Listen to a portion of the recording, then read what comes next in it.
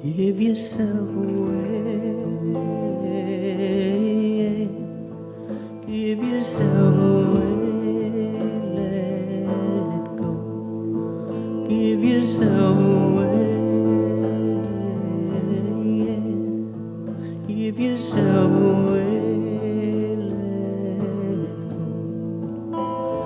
Let go. Let go. Let go. Let go.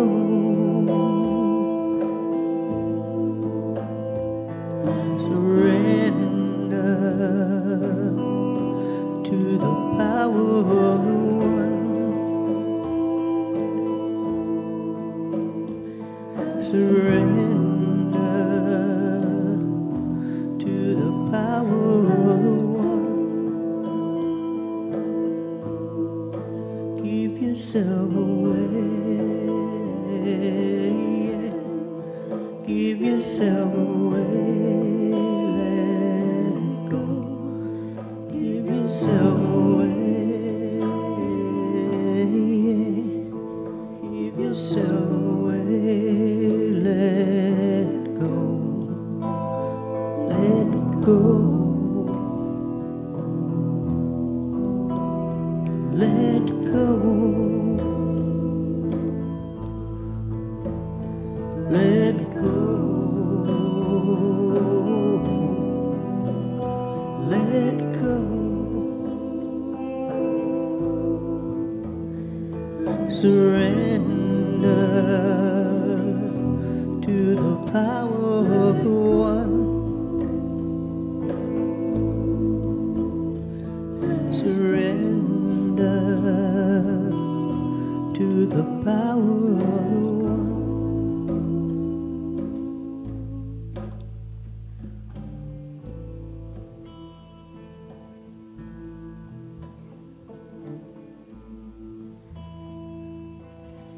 Take a minute, and if you haven't already, close your eyes. Release all the tension in your muscles and quiet the noise in your mind. Feel your connection to God, the universe, everyone in this room, and everyone in the world, in the core of your being. Feel your core, the core that connects us all, radiating love. Feel its power to heal, to forgive, to accept. Feel it radiating up and down your spine, down your legs, out your arms, to the tips of your fingers and toes. Radiating love. Feel the connection as we sit in the silence now.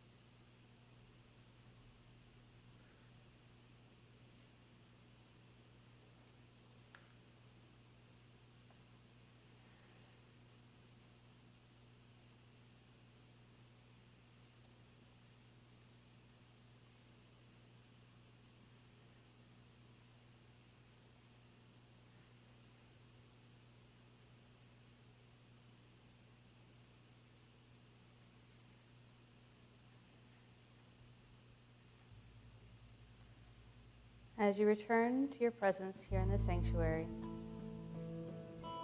feel the peace of that connection and know that it is present with you every second of every day, offering love, support, and healing.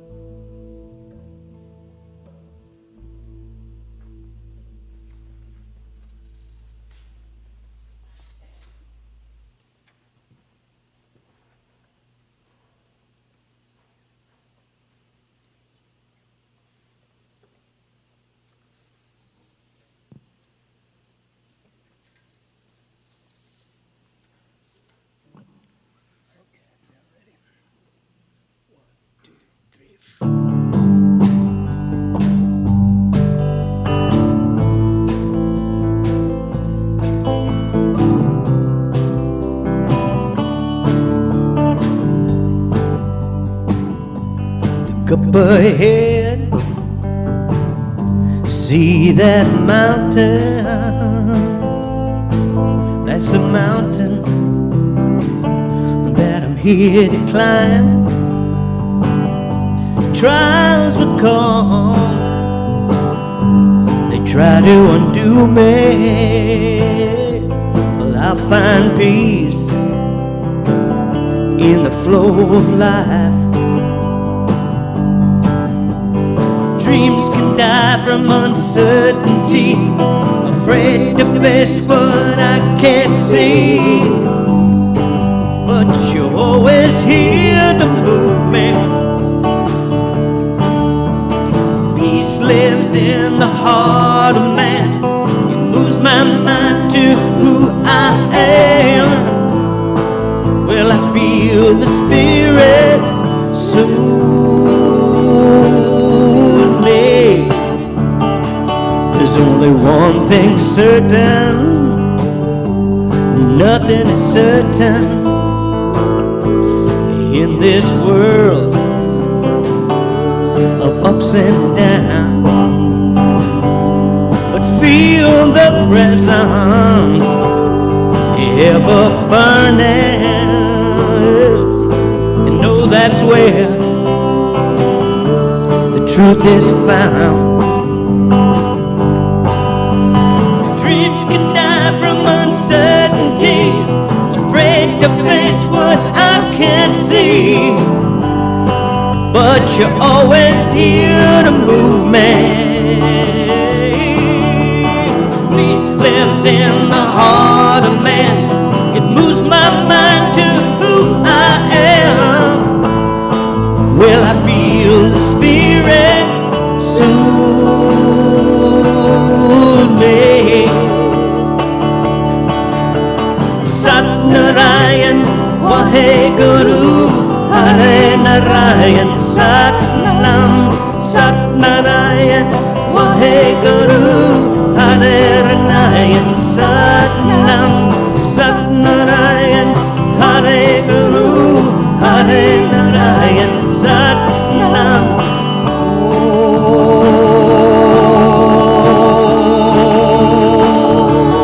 Up ahead, see that mountain. That's the mountain that I'm here to climb. Trials would come, they try to undo me, but I'll find peace in the flow of life. Trials would come, they try to undo me,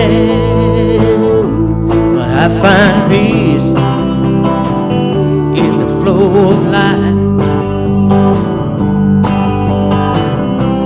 I find peace in the flow of life.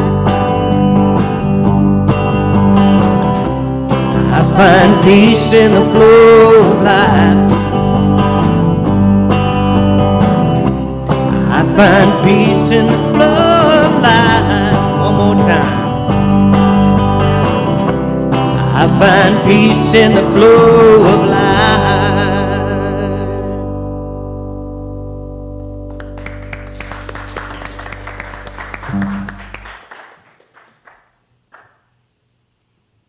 Thank you, Unity Singers.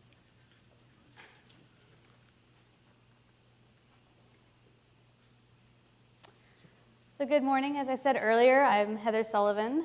I've been attending Unity of New Braunfels since the summer of 2013. I had dabbled in attending services in high school, trying to find who I was, but never really connected. So I elected to just figure out my spirituality solo. I had heard about Unity of New Braunfels a couple years before I walked in the door, and the day that I finally did, I walked out in tears. It was the first time that I felt connected. It was the first time I felt moved, and I was confident that I had found my tribe. So I dove in head first, and I started taking classes from every licensed Unity teacher we've had. That was my mission, to at least take one from each one. I started working with sacred service and dabbling in doing the greeting or Sunday service coordinator, and anything that just had a space that needed to be filled, I filled in.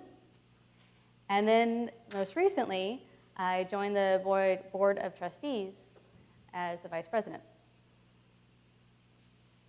So when Reverend Sonder asked me to fill in today, I was completely honored by the opportunity.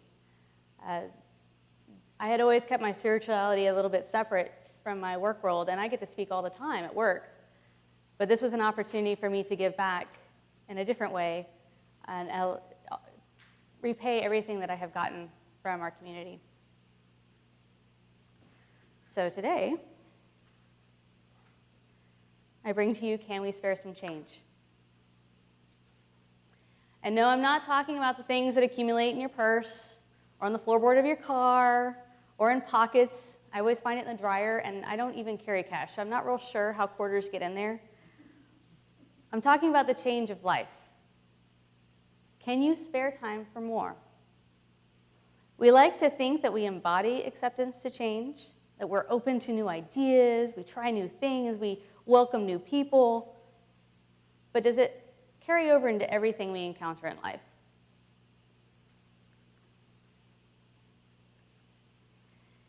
It is really easy to accept things when it goes your way.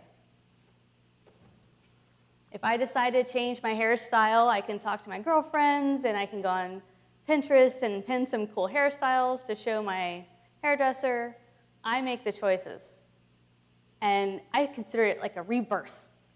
I get to just recreate who I am. And it's fun and exciting.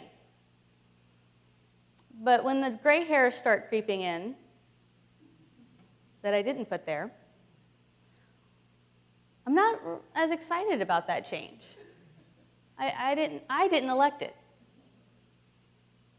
A few years ago, I had bought my RAV4 that I love. I had dreamed about the car for 2 years, and when I went shopping, I sat in each one of them and found the one that had all the amenities that I wanted. I loved that car. And then somebody hit me.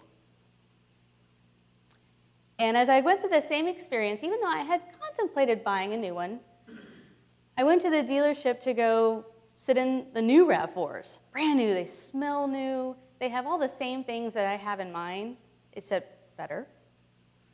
And I hated it. I didn't want a new car. I wanted my car. It wasn't my choice. Someone was forcing me to have to buy a new car. And if it had been my idea, I'd be like gleefully going through this experience, but it wasn't mine. So I was mad. I was frustrated. When you think about our most recent president election, all of us went into that with, you have a candidate that you want. You rally behind them, you're passionate about it. When your candidate is selected, all is right in the world. The next 4 years are going to be gravy. I feel like I have a connection to the commander-in-chief. This is perfect. But as soon as the election goes another way, and it's not your candidate,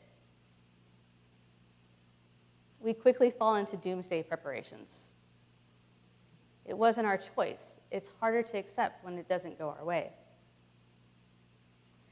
So what are the indicators that you have when you're having an adverse reaction to change? Take a moment and imagine that you're going to the grocery store. I know probably a lot of y'all, this is what we do after Sunday, is we head over to the grocery store to get the week's groceries. So you have your list. It's likely the same list you have every week. You know how much it's going to be. You know what aisles to go on. You know where everything's at. You know it's going to take you about 30 minutes to get through, or however it normally takes. You have an idea of who else you're going to see at the grocery store because they're always there at the same time you are. But you walk in and things just don't feel right. There's like a disturbance. That's odd. But you know, it's a busy weekend. It's cold. Maybe there's a little bit more people in there. You don't think much about it. And so you continue going a little bit further and in seeking out that first item on the list. Go down the aisle, look right at it. That is not my item. Okay. Now we live in New Braunfels. There's 3 grocery stores here. It's possible we drove to the wrong one. So you take a moment, you retrace your steps. How did I get here? No, I'm at this H-E-B. Okay. You look back again. Still not the item that is supposed to be on that shelf on this aisle. So you start looking around and you start seeing boxes and you're like, oh, they're realigning the store again. So how do you react? Sometimes you just simply declare it to the world, I don't like this. You complain loudly to anyone who will listen. You go find a manager or poor kid that's doing the stocking. I don't know what y'all are doing, but this is not the right time. What are you thinking? Nothing's where it's supposed to be. You look around. Maybe find some partners in your distaste. Talk to them to the side. You notice that things got moved, right? Because we like to have partners in crime that don't like things. It makes it easier. We feel comforted by people agreeing with us. You start to get a little prickly. I can do this. I'm fine. But suddenly the AC is really loud, and is it always so hot in here? And this cart wheel is just driving me crazy as I go through. You are spending so much of your energy trying to not react to the change in the store that every other little thing in the universe is just driving you insane. You find yourself fixing it. Obviously, they did not know what they were doing whenever they started moving things around. I will go correct this, and you start putting things back. This is where this goes. That's not where that goes. Or some of us just shut down and avoid the situation altogether. I'll just pick up takeout. I'm sure there's napkins or something I can use for toilet paper. At some point, I have experienced all these reactions to change.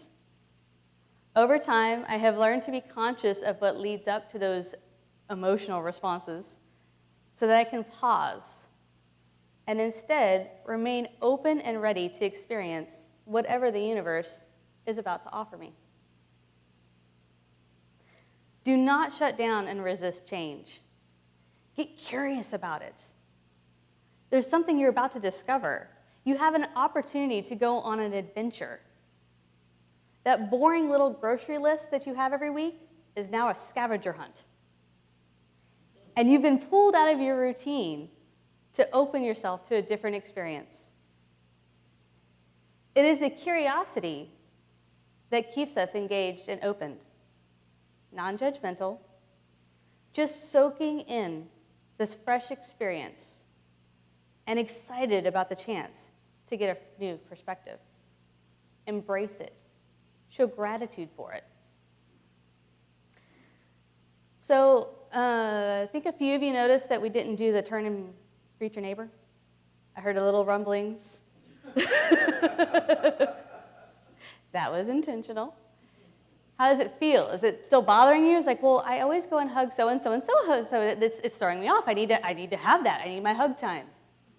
But it's those little things in life that shift things. And the more that we focus on what's wrong, the more we're not being present for what's to come.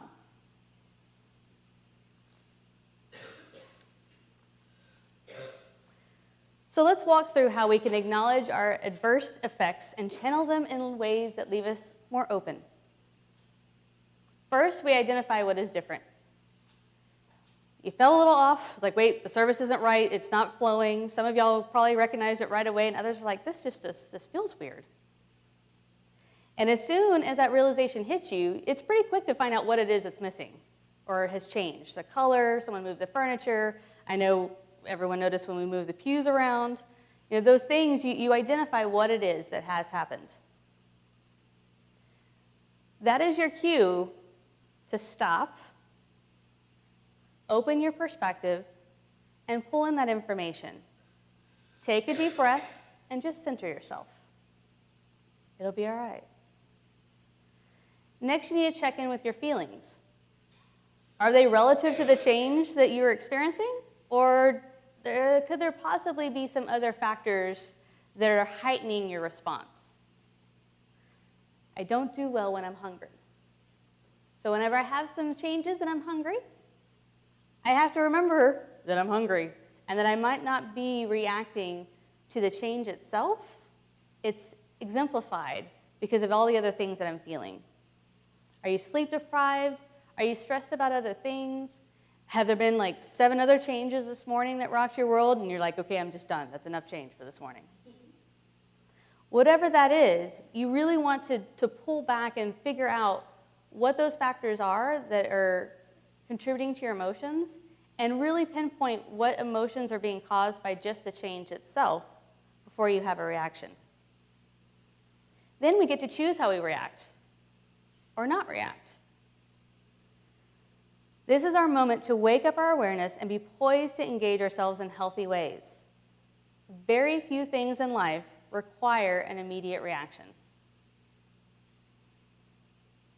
Very few things in life require an immediate reaction. Allowing ourselves to just be present without forcing a response gives us time to gain perspective. Being uncomfortable is not bad for us. These opportunities that present in life allow us to stretch our boundaries and evolve. It is in this state of discomfort that we learn.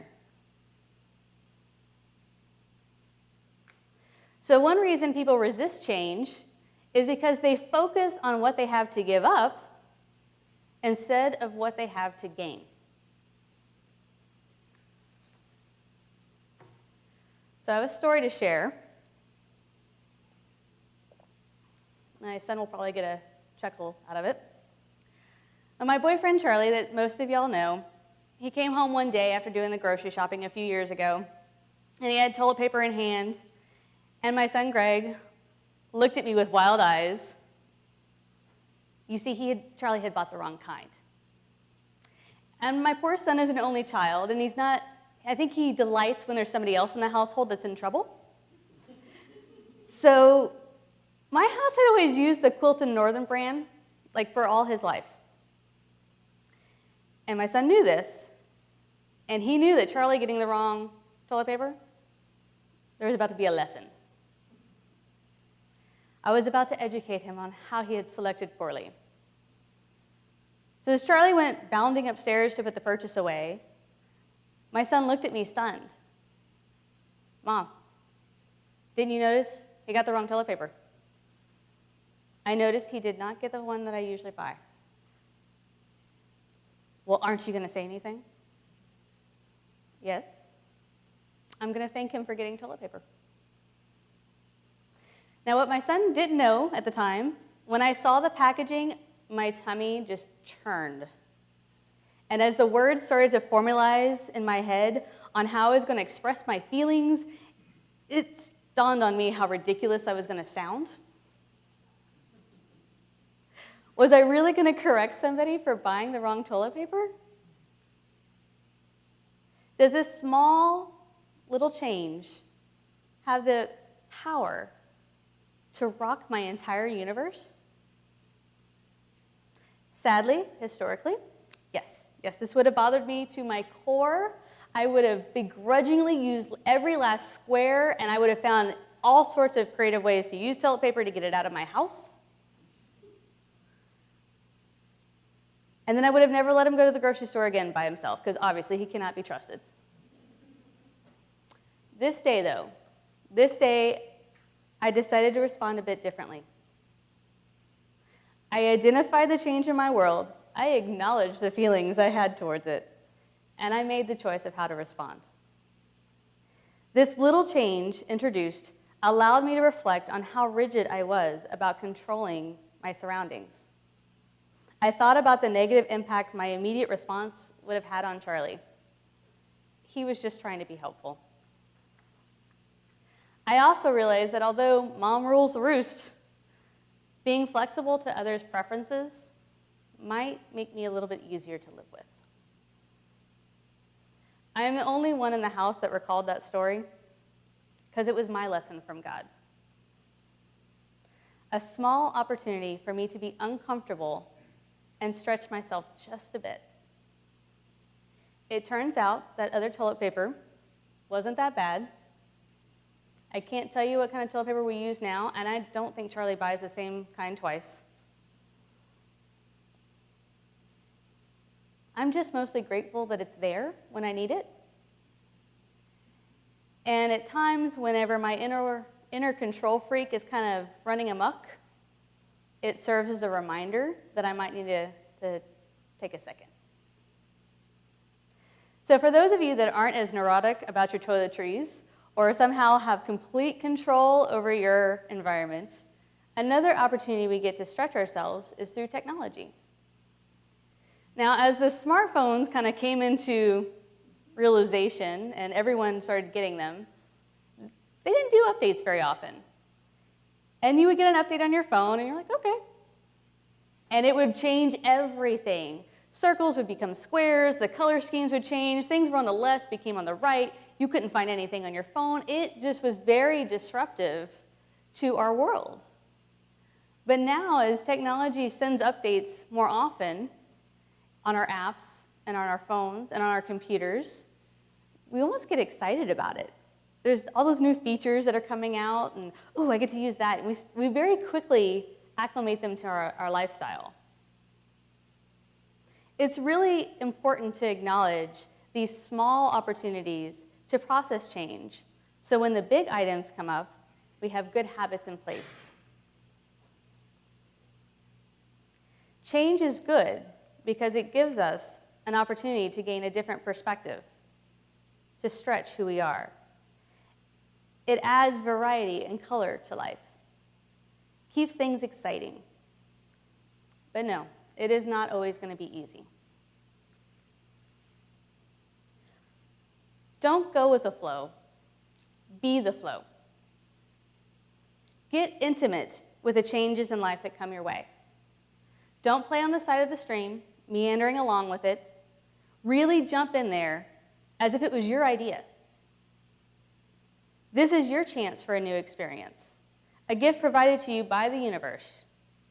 If the change affects more people, welcome them along. Ask them to jump in with you. It is scary, but together it feels a little safer. Being part of the flow is the only way we can truly embrace everything it has to teach us. Have faith in what is to come.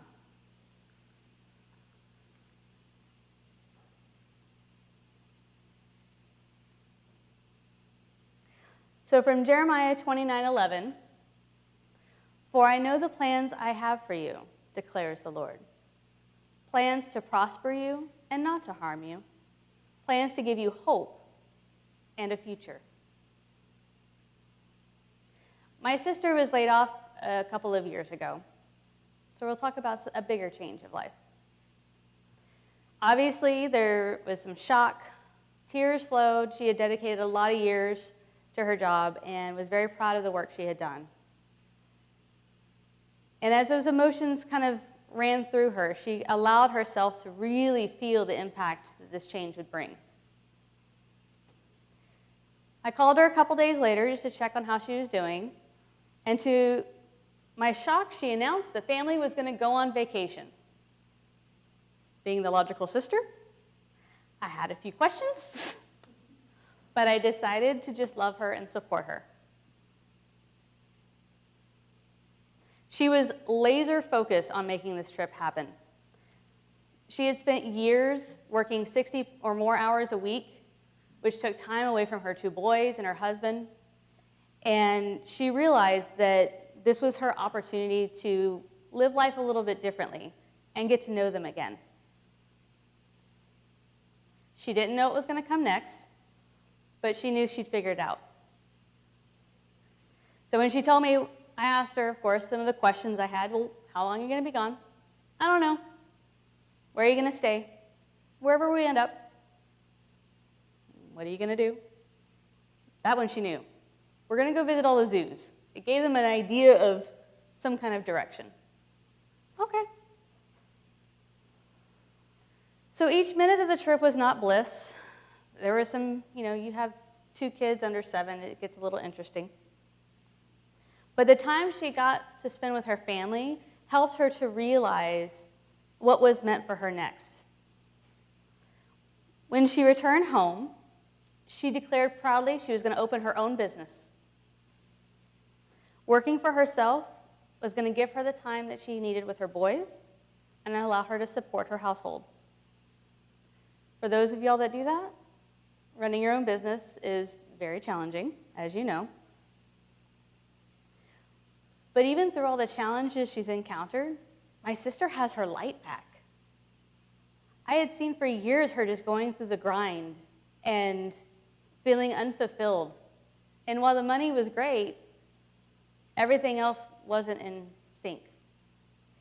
And now, after being laid out, because at the time she was like, this is going to destroy my life, she's able to see the amazing benefits and the blessing that it's been to her, for her family, and the influence it's had on her kids. So after you experience the ride of change for a bit, it is good to check in with yourself and identify the impacts that it has had. Celebrate the changes that have had a profound positive influence on you, even if it was just toilet paper. Doesn't matter how small. Growth is a process, and even when it happens as tiny little alterations to our being, it is still progress. If there are things that are under your control that aren't quite working for you, take the opportunity to change forward. Don't change back. The secret of change is to focus all your energy not on fighting the old, but building the new. You already know what's behind you. There is no reason to dwell on it. Focus forward on the opportunity to create something new with the expectation only to learn more about yourself. If it is something that is not under your control, it is okay to provide feedback. I feel compelled to give a little sidebar on offering that feedback. Feedback should be directed to that party. Do not just grumble amongst yourselves or to yourself. Take time to really get in touch with how you feel. Ask for permission to provide feedback. Even if you have something to say, doesn't mean that they're ready to hear it. And it only works if both parties are ready. Provide positive feedback along with the items of opportunity that you have. Be kind. Provide specific examples. Keep dialogue open. And offer to help with actionable items. I have found that when I have something that's kind of rubbing me the wrong way, that it's my opportunity to get more involved. I make a new friend. I get to know their perspective better. That's an opportunity for me to grow. I offer my perspective. That might be the opportunity for them to grow. But we have to be fully engaged and realize that we are part of that evolution. Do not expect to get your way in all things. Some things in life simply exist to allow us the opportunity to be a bit uncomfortable. Once you have provided your feedback, then you let it go. It's no longer yours. Today, I challenge you to reflect and evaluate how you have encountered change around you. Find opportunities to create change in your life. Sit somewhere different at church. Drive an alternate route home. Try something new just for the sake of trying something new. You don't fear change. You fear the unknown. If you knew the future would be great and everything would be better, you'd welcome the change to get there. Well, the future is great. Proceed.